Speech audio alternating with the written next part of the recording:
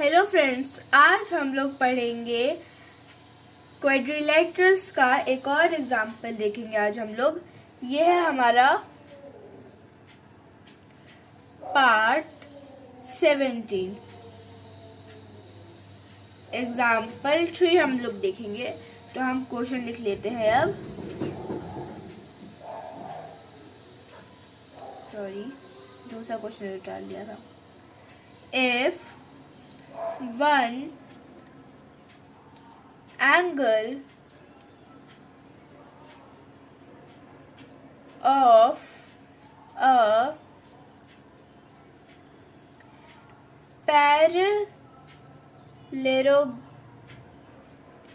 parallelogram is 70 degree, find the other angles। तो parallelogram का अगर आपको डायग्राम बनाना होगा तो आप इसको ऐसे बनाएंगे।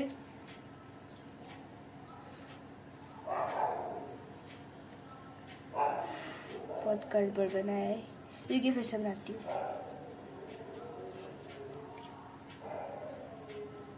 ऐसे ऐसे ऐसे ये हमारा पैरेललोग्राम, ये मैंने रेक्टेंगल बना दिया था पहले। हमारी ये पैरेललोग्राम है जिसमें से हम सबको नेम कर देते हैं ए, बी, सी और डी। हमारे पास सिर्फ और सिर्फ एंगल ए है जो कि है 70 डिग्री, जैसा कि क्वेश्चन में दिया हुआ था। और हम इसे मान लेते हैं। आपने जैसे कि पहले पढ़ा होगा कि पैरेललोग्राम की प्रॉपर्टी क्या होती है, उनके सामने वाले एंगल की डिग्री भी सेम होती है और ये जो बगल बगल में जो एंगल्स होते हैं उन दोनों को ऐड करने से 180 मिलता है।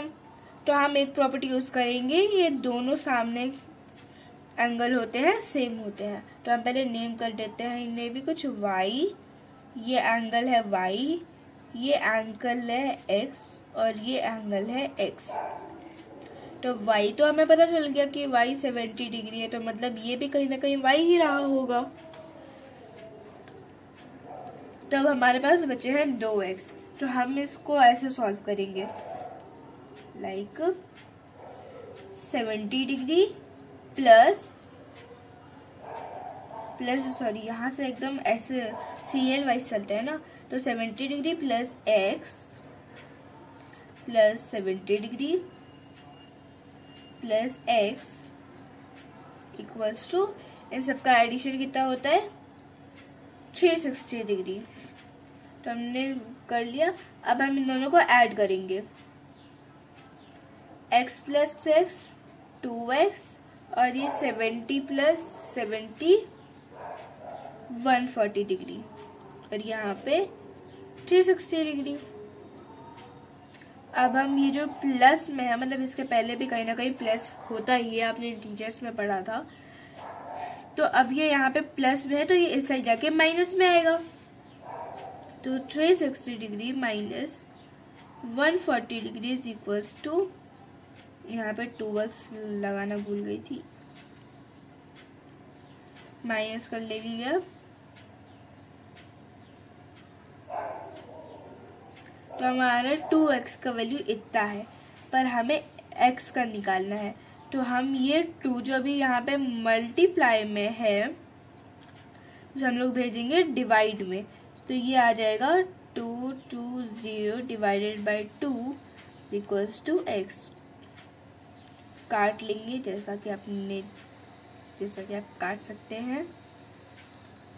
हमारे x की वैल्यू है 110, मतलब हमारा x निकल चुका है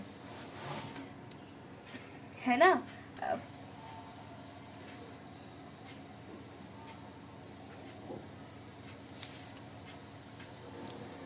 तो हमारे x का मान निकल चुका है 110 डिग्री।